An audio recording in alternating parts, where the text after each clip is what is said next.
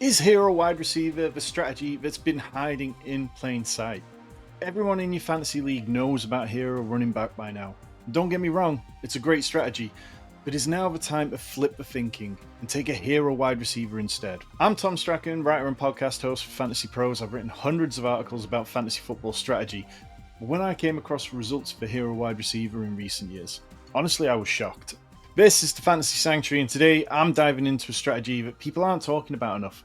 I'll run you through its historic success and also look at targets for this strategy and how I would draft a hero wide receiver team in 2025 with a mock draft. We don't have easy ways to access this data for redraft leagues, but we can look at hero wide receiver success rate in best ball leagues.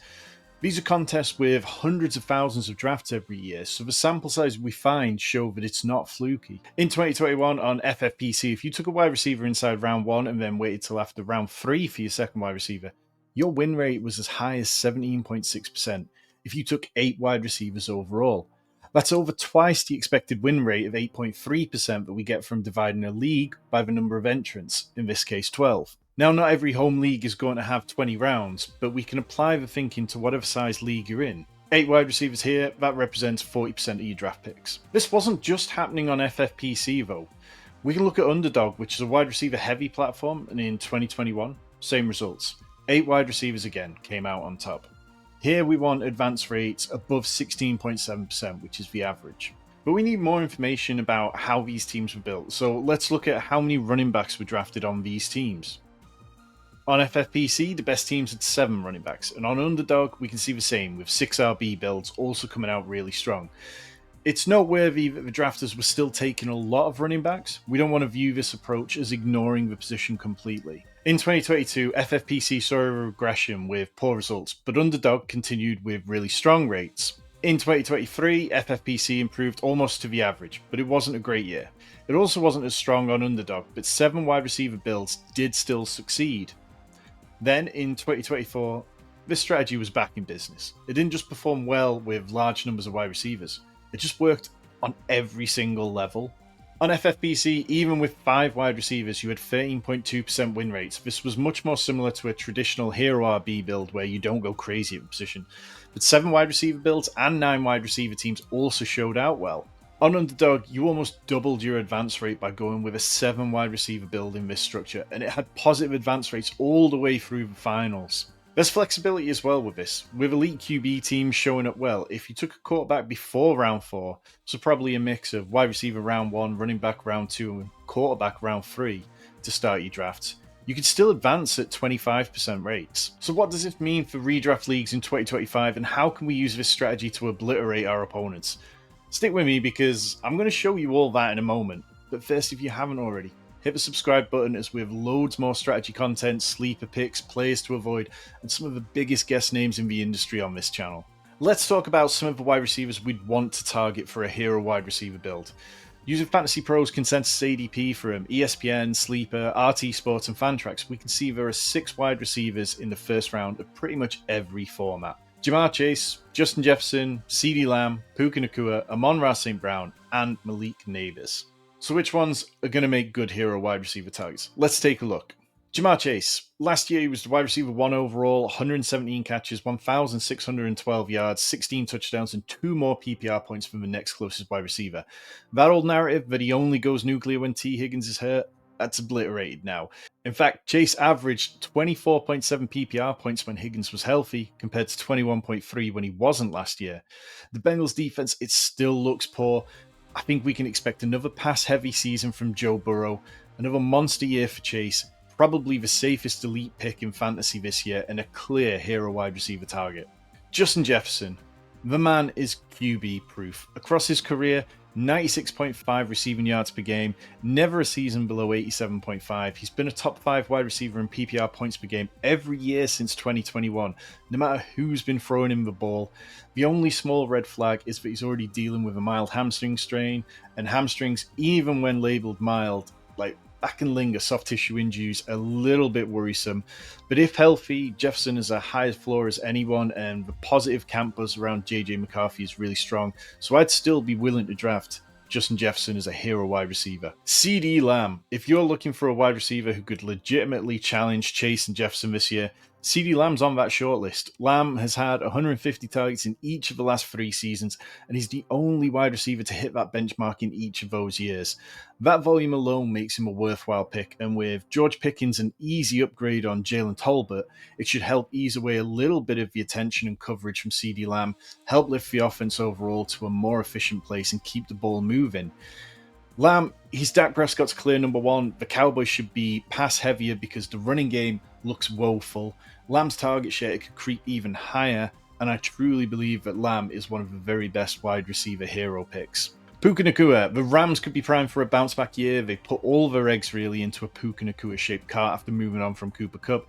Devontae Adams is going to help somewhat. He ranked 58th in ESPN's open score last year compared to Cooper Kupp, who ranked 108th.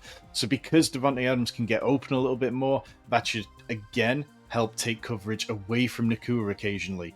Nakua's averaged 6.6 receptions per game over 2 seasons, consistently delivered.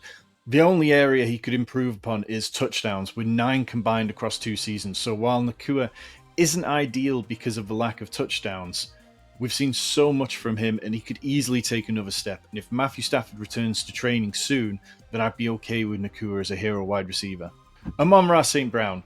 The case for Amon-Ra St. Brown would be that he's consistently earned targets with over 140 in each of the last 3 seasons, as well as seeing his touchdowns increase in each year in the league to a career-high 12 in 2024. The case against him, though, it'd be that the competition around him continues to get stronger and stronger. Sam Laporta was injured to start the 2024 season, and it showed, but he came on really well down the back half. Jameson Williams averaged 6.6 targets per game over the back half of last year. Jahmyr Gibbs looks set to take a step to another level. And so when you're a possession receiver such as St. Brown, it can be difficult to hit your ceiling if you're not seeing a huge amount of receptions or touchdowns. And touchdown production, it can be really difficult to predict. So St. Brown absolutely belongs in the first round of your drafts, but possibly not as a hero wide receiver candidate. Malik Neighbors, one of the true bright spots of 2024 fantasy football was Malik Neighbors, who broke Puka Nacua's record for rookie receptions at wide receiver with 109. And if it wasn't for Brock Bowers getting to 112, then we might be talking about that a little bit more. The argument against drafting Neighbors last year was his poor quarterback situation, and whilst it isn't perfect this year, I think Neighbors showed enough to sort of put any doubts to bed. Current reports suggest that it is a true battle between Russell Wilson and Jackson Dart for the starter job, with Jameis Winston just a distant third choice. But any of those options would be a better option than what we had last year. Among quarterbacks with 50 or more dropbacks, Daniel Jones, Drew Lock, Tommy DeVito, and Tim Boyle all ranked bottom 20% in yards per attempt, and only Danny DeVito ranked above 40th in QB rating. Russell Wilson ranked 16th in QB rating, 18th in yards per attempt. So while the Giants clearly believed in Dart enough to spend a first-round pick on him, we know that either Russell Wilson or Dart should be a significant upgrade on the terrible players that Neighbors was catching balls from last year. Neighbors, he continues to have minimal competition around him, with Wan'Dale Robinson the most noteworthy, and honestly, he should easily get another top 10 positional finish, having finished as the wide receiver 6 in 2024. Neighbors is definitely on the riskier end of the scale, but I'd be willing to roll the dice on him due to the lack of competition around him and the sheer volume that he could see. So those are our targets. We've gone over the historical success rate. Let's get into a mock draft and talk more about when we want to target both wide receiver and the other positions. We're going to use Fantasy Pros Draft Wizard to mock draft. It's insanely customizable. You can sync your leagues to it and automatically copy your settings in, and then it'll adjust the rankings for that format. You can choose which expert rankings and insights you see, including mine, which are part of the expert consensus rankings for over 100 experts across the industry. There's no waiting around for other people, nobody taking 6 kickers. Instead, we can mock instantly against the wizard and get feedback very quickly from top experts on our drafts. Check out the link in the description below to start your own mock drafts right now. So we're going to set it to the 2025 season. We'll use PPR for this one, snake draft, and then we'll just randomize and let the mock draft wizard give us a slot. It gives us the 6th overall slot. We're using quarterback for 1 position, 2 running backs, 2 wide receivers, 1 tight end, 1 flex, 1 kicker, 1 defense, and 5 bench spots. 15 rounds in total, so pretty similar to most traditional home leagues. So when the draft starts, you can see Jamar Chase goes at 101, Bijan Robinson 102, no surprise there. And then we get a little unlucky here because Justin Jefferson, CD Lamb both go off the board before Saquon Barkley. But that's okay. We can absolutely live with that, and we are going to pull Malik Neighbors to be our hero wide receiver. So let's remember, in the second round, we don't want to be taking a wide receiver. Malik Neighbors, we're counting on him for this. So now it's about finding the running backs or tight ends or elite quarterbacks at this position that we feel will help us. We are not taking another wide receiver till after round 3. So I'm going to go over to the running back position, and I really like Chase Brown. I think that he has a clear, massive workload, averaged over 20 touches per game from week 10 onwards last year, over 23 points per game, and I don't believe in the competition they've brought in. Now, when it comes back in round 3, we've got a choice of we could go Breece Hall, Kenneth Walker, both running backs with a little bit of question marks around them. Wide receiver, T. Higgins, Tyreek Hill, Devontae Adams, they're fine choices, but we are not going down that path. Tight end has been cleaned out. Brock Bowers, Trey McBride, and George Kittle all gone. So instead, let's spin over. And of course, look, I'm a Ravens fan, so I'm going to take my guy Lamar Jackson. And now we have built out the hero wide receiver start that seems to have worked quite often. We've gone wide receiver, then running back, then quarterback. This is what worked really well on Underdog last year. So now we're freed up to be able to take best player available. We just want to be mindful that we want to spend about 40% of our picks overall on the wide receiver position. In this draft, we'll take Mike Evans. With Chris Godwin injured, it's easy to say Mike Evans could have another 1,000-yard season. We'll also take Zay Flowers and stack him up with Lamar Jackson. Now, the running backs are starting to disappear. We don't want to get left behind too much of that position. Quite happy to take Tony Pollard here with the news that Tajay Spears is dealing with a high ankle sprain. It could be a difficult start to the season for Spears. So the types of running backs we definitely want to make sure we've got enough volume to carry us through the start of the season, as well as shooting for upside. So I'm looking at a 5 running back build over here. This, in 15 rounds, 5 running backs loosely translates to what we saw from the win rate evidence earlier on. So if we take 5 running backs, 6 wide receivers, you see we've got 2 running backs so far and 3 wide receivers. Wide receiver, it feels like we're approaching a bit of a cliff edge soon, so I'm happy to lock in another wide receiver, and then we can probably pump the position for a little while. At the wide receiver position, I don't feel good about Jerry Jeudy and the quarterback play that he's going to be going with this year. So instead, I will go with Stephon Diggs, who seems to have been playing really well through training camp. When the draft comes back around to us, we definitely need to start looking at running back. So let's take J.K. Dobbins, who could be locked into the goal line work for the Broncos as well as a pass catching role.